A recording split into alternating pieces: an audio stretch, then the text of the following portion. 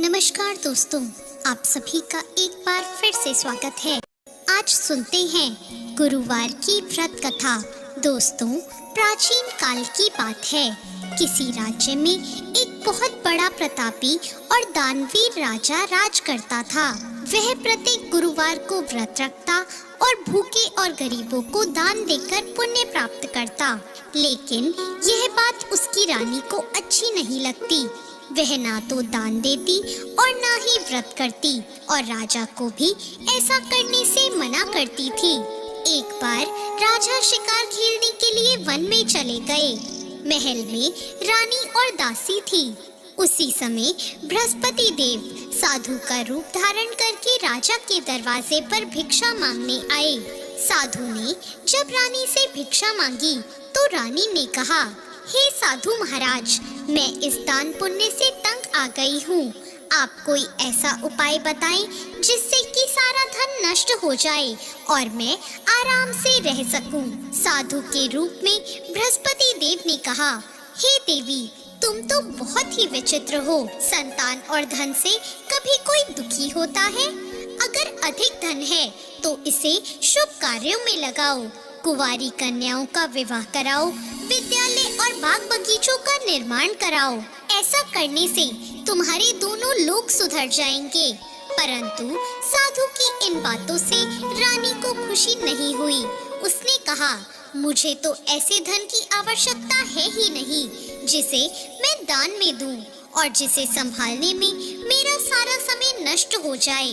तभी साधु ने कहा, यदि तुम्हारी ऐसी ही इच्छा है तो जैसा मैं कहता हूँ तुम वैसा ही करना। गुरुवार के दिन तुम अपने घर को गोबर से लीपना, अपने बालों को पीली मिट्टी से धोना और बाल धोते समय स्नान कर लेना। राजा से कहना कि वो गुरुवार को हजामत बनवाए, भोजन में मांस मदिरा खाए, कपड़ा धोबी के यहाँ धुलने भेजना। इस प्रकार 7 बृहस्पतिवार ऐसा करने से तुम्हारा सारा धन नष्ट हो जाएगा। इतना कहकर साधु रूपी बृहस्पति देव अंतर ध्यान हो गए। साधु के कहे अनुसार बातों को पूरा करते हुए रानी को केवल 3 ही बृहस्पतिवार बीते थे कि राजा की सारी धन संपत्ति नष्ट हो गई और भोजन के लिए भी राजा रानी का परिवार तरसने लगा। तब एक दिन राजा ने रानी से कहा, हे रानी, तुम यहीं पर रहो, मैं दूसरे देश को जाता हूँ क्योंकि यहाँ पर सभी लोग मुझे जानते हैं, इसलिए मैं कोई छोटा मोटा काम नहीं कर सकता। ऐसा कहकर राजा परदेश चला गया। वहाँ वह जंगल से लकड़ी काट कर लाता और शहर में बेचता। इस तरह वो अपना जीवन बिताने लगा। इधर राजा के परदेश जाते ही रानी और दासी दुखी रहने लगे।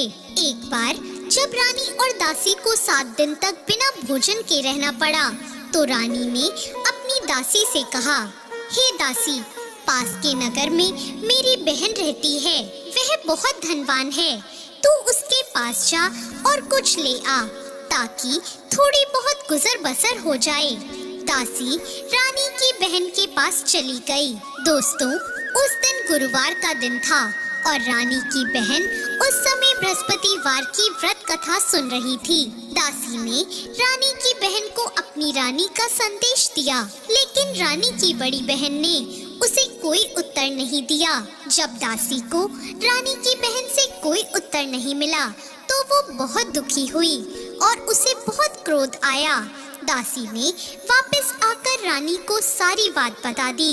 यह सुनकर रानी ने अपने भाग्य को बहुत कोसा, लेकिन उधर रानी की बहन ने सोचा कि मेरी बहन की दासी आई थी, परंतु मैंने उससे कुछ नहीं बोला और यह जानकर वो बहुत दुखी हुई होगी। रानी की बहन ने कथा सुनी और पूजन समाप्त करके वो अपनी बहन के घर आई और उससे कहा, बहन, मैं बृहस्पतिवार का व्रत कर रही थी।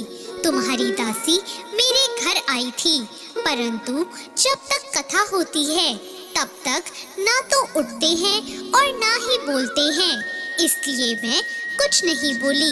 अब तुम बताओ, दासी यहाँ क्यों आई थी? रानी ने कहा, बहन, मैं तुमसे क्या छुपाऊं? हमारे घर में खाने को अनाज तक नहीं है। ऐसा कहते कहते रानी की आंखें भर आई। उसने दासी समेत पिछले 7 दिनों तक भूखे रहने की अपनी बात बताई। रानी की बहन ने ये सब जानकर कहा, देखो बहन, भगवान बृहस्पति देव सबकी मनोकामना पूर्ण करते हैं।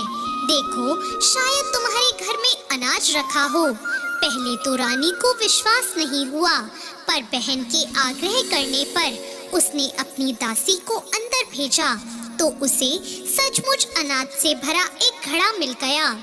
यह देखकर दासी को बड़ी हैरानी हुई। दासी ने रानी से कहा, हे रानी, जब हमें भोजन नहीं मिलता तो हम व्रत ही तो करते हैं, इसलिए क्यों ना इनसे व्रत और कथा की विधि पूछ ली जाए ताकि हम भी व्रत कर सकें। तब रानी ने अपनी बहन से बृहस्पतिवार की व्रत कथा के बारे में पूछा। रानी की बहन ने बताया, बृहस्पतिवार के व्रत में चने की दाल और मुनक्का से भगवान विष्णु का केले की जड़ में पूजन करें और दीपक जलाएं, व्रत कथा सुने और पीला भोजन ही ग्रहण करें। इससे बृहस्पति देव प्रसन्न होते हैं। उन्हें व्रत और पूजन की विधि बताकर रानी की बहन अपने घर लौट आई। 7 दिन के बाद जब गुरुवार आया तो रानी और दासी ने व्रत रखा। घुड़साल में जाकर चना और गुड़ भी लेकर आई। फिर उससे केले की जड़ और विष्णु जी का पूजन किया। अब पीला भोजन कहाँ से आए, इस बात को लेकर दोनों बहुत दुखी थी, लेकिन उन्होंने व्रत रखा था, इसलिए बृहस्पति देव उनसे प्रसन्न थे। इसलिए वो एक साधारण व्यक्ति का रूप धरकर 2 थालों में सुंदर पीला भोजन दासी को दे गए। भोजन पाकर दासी बहुत प्रसन्न हुई और फिर रानी के साथ मिलकर उसने पीला भोजन ग्रहण किया।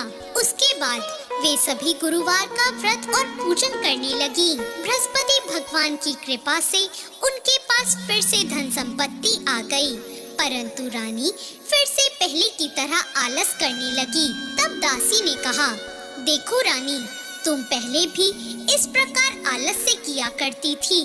तुम्हें धन रखने में कष्ट होता था, इस कारण सभी धन नष्ट हो गया, और अब जब भगवान बृहस्पति की कृपा से हमें धन फिर से मिला है तो तुम फिर से आलस से क्यों करती हो? रानी को समझाते हुए दासी ने कहा, बड़ी मुसीबतों के बाद हमने इस धन को पाया है, इसलिए हमें दान पुण्य करना चाहिए, भूखे मनुष्यों को भोजन कराना चाहिए और धन को शुभ कार्यों में खर्च करना चाहिए, जिससे तुम्हारे कुल का यश बढ़ेगा, स्वर्ग की प्राप्ति होगी और तुम्हारे पितृ भी प्रसन्न होंगे। दासी की बात मानकर रानी अपना धन शुभ कार्यों में खर्च करने लगी, जिससे पूरे नगर में उसका यश फैल गया। दोस्तों, ये थी बृहस्पतिवार की व्रत कथा। बृहस्पतिवार व्रत कथा के बाद श्रद्धा के साथ आरती करनी चाहिए, जिसके बाद प्रसाद बांटकर उसे ग्रहण करना चाहिए। दोस्तों, कथा अच्छी लगी हो तो वीडियो को लाइक जरूर करें और साथ ही हमारे चैनल को सब्सक्राइब करना ना भूलें। धन्यवाद।